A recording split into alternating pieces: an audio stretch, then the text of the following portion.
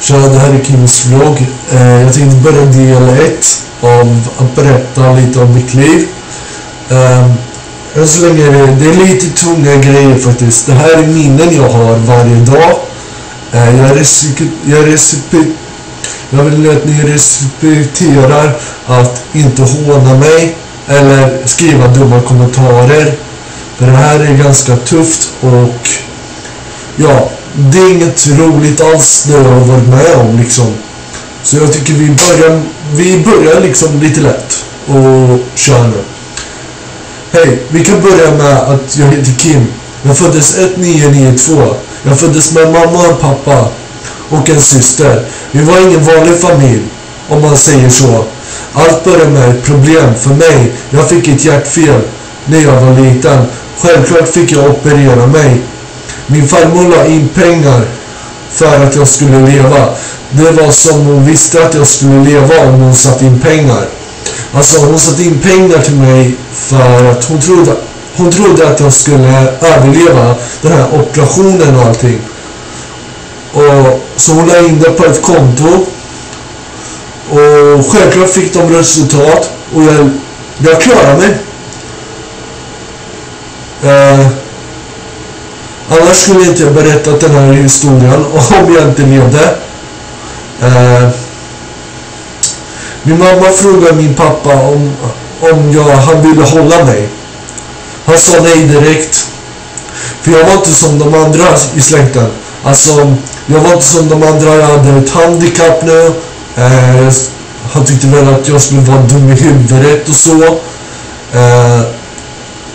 Det var där alla problem började för mig. Det var redan första då när pappa sa nej. Och ja, det började problemen.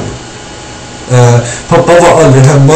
Han tog tydligen pengar från oss och köpte dricka och droger. Pappa drack ganska mycket vad jag har fått höra. Pappa tog droger, för det har han berättat själv. Han satt i stort missbruk. Han tog sprutor. Han tog kokain. Jag minns en gång då vi satt i parken, jag och min mamma och släkten. Då kom han liksom där bara. Han var helt konstig som morsan.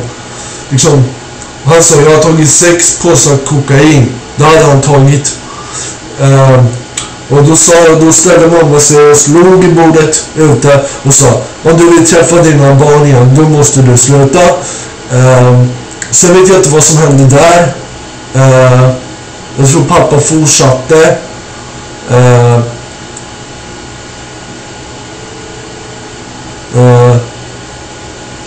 Pappa var mycket den som var ute och slogs med andra. Varför? Det vet jag inte egentligen varför han gjorde det faktiskt. Det var väl så att han har ju gått i kampsporter och så. Så han uppmanade vissa på att slåss. Gjorde han. Han berättade att han mötte en kille i Stockholm genom att slåss. Han åkte på en smäll så han däckade.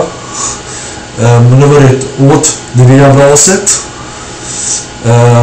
Så pappa däckade i den smällen då. Men det har han berättat själv också, att han var ute mycket och slogs och sånt.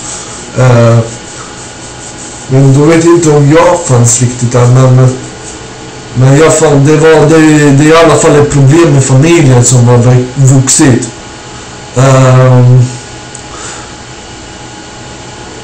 Tiden bara rann ner och det började bli värre för varje dag. Alltså det var värre för varje dag med familjen och släkten. Eller inte släkten, det var värre för vår familj. Min syra, mig. Fast det var värre för mig faktiskt och min mamma. Till slut slängde mamma och pappa ut. Mamma ut pappa. Mamma slängde ut min pappa redan då när jag var född. Det här är faktiskt sant. Min låtsaspappa som jag har, han vet också om det här. Så skulle min pappa neka allt i det här, så har jag faktiskt bevis på att det har hänt det här. Men för mamma slängde upp pappa för droger och att han snodde pengar och att han missbrukade. Att han gjorde saker som han inte skulle göra liksom. Han var mycket aggressiv av sig. Ja. Och pappa han fick inte bo kvar. Mamma trodde allt skulle bli bättre. Men det var bara värre.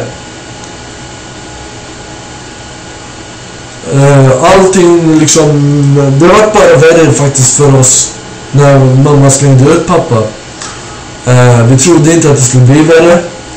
När jag slutade dagis så kom pappa jämt och hotade mamma. Det var så här, när jag slutade dagis så kom mamma och hämtade mig liksom som en vanlig dag liksom. Och då kom pappa där. Det här är ganska tufft. Alltså jag får till och med tårar för det är ganska tufft att säga det. För det här är faktiskt som har hänt min mamma och jag har varit med om och sett det. Min pappa strypte min egna mamma när jag var där. Gud. Jag kunde inte göra någonting. Jag låg i vagnen liksom. Jag var bara en liten skit då liksom, som gick på dagis och så.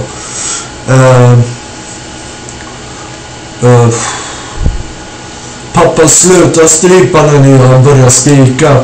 Jag skrek och var ledsen. Och där, så pappa, det var som han slutade direkt. Så han drog därifrån.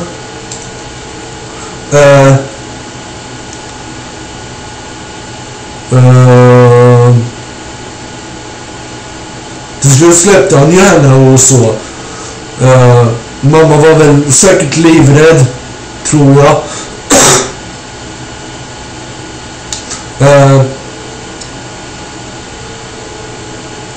Och det var vissa gånger han kunde komma in i vår lägenhet och slå min mamma.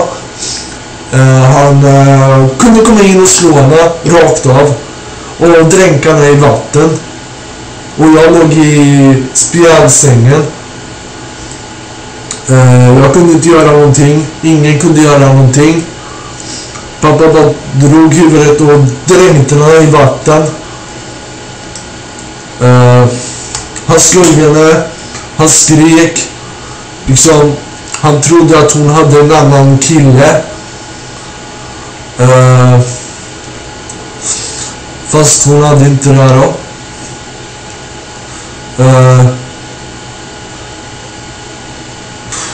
Det här är ju ganska jobbigt, men och när jag började självklart skrika så drog han därifrån. Och det var och mamma, jag vet inte vad hon gjorde faktiskt, det kommer jag inte ihåg. Och nu kommer det värsta som inte jag trodde om min pappa då. Det var en sommar. Mamma lagade mat, eller vad hon gjorde nu. Hon berättar här själv. Nu finns inte hon, så då kan inte jag bevisa det här. Om inte min låtsaspappa kan, om ni vill ha bevis på det här. Mamma lagade mat en sommar. Det kommer ett skott genom rutan. Ett skott. Alltså från en bössa. Det kommer ett skott från en bössa, liksom en kula, rakt genom fönstret och träffar nästan mitt huvud. Mamma hann dra undan mig. Hon höll i mig samtidigt skottet kom.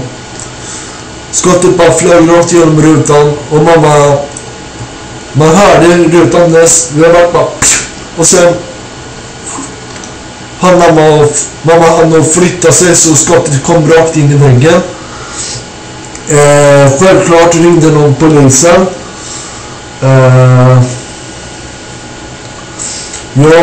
Jag skrek och var livrädd.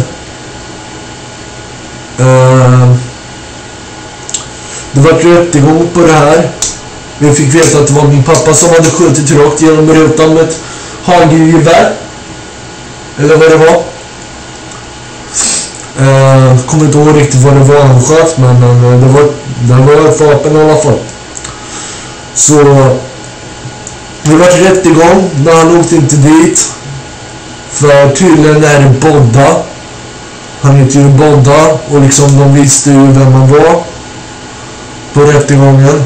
Han har ju försökt, han har varit nära på att åka dit flera gånger för flera saker. Så den här gången kunde inte han åka in heller. För de vågade inte. De var rädda för.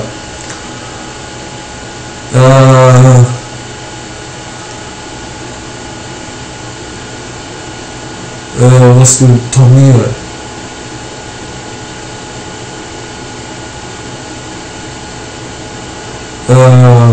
Och vissa undrar varför jag är rädd på nätterna. Det har inte jag skrivit upp i den här delet. Jag vet inte varför. Men jag kan ta lika gärna nu, för nu kommer jag på det. Det var... Jag låg bredvid mamma i sängen. Jag vaknar upp och ser någon som står i mörkret. Jag visste inte vem det var. Jag var livrädd. Jag ville inte sova. Jag kunde inte knappt skrika, tror jag.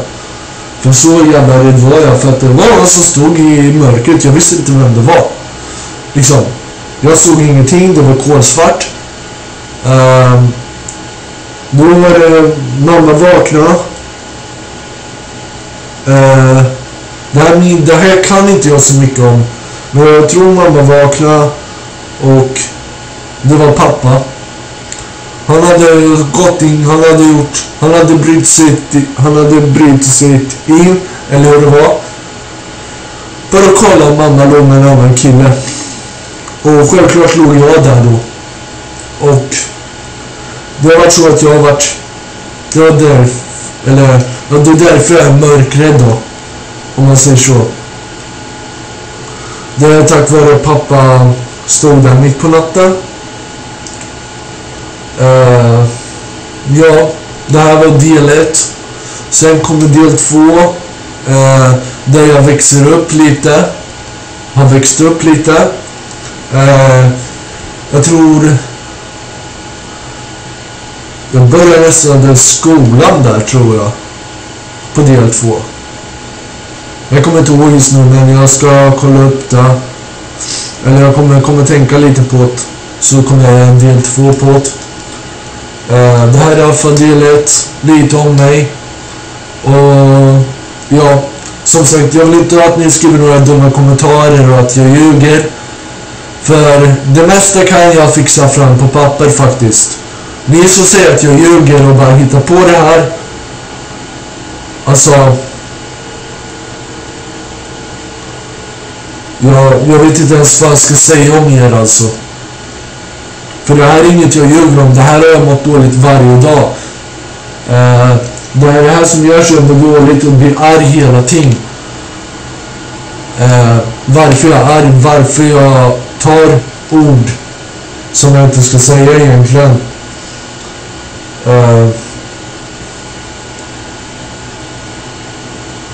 Men ja, det var i alla fall del 1. Hoppas ni i alla fall har det bra. Nu kommer inte jag kunna sova efter det här. Kommer vara jobbigt. Alla delar jag kommer göra kommer inte jag kunna sova av. För jag kommer sitta och tänka på det. Kommer sitta och tänka på del 2. Och det kommer jag sitta och säkert må skit för. Och jag känner redan nu att jag börjar må skit. Tack vare det här. För att jag berättar här, men jag tänkte mina tittare vill väl veta hur mitt liv har varit. Så. Men jag tycker ni får ha en bra kväll och en bra dag och bra dagar, och så hörs vi på del 2. Ha det bra.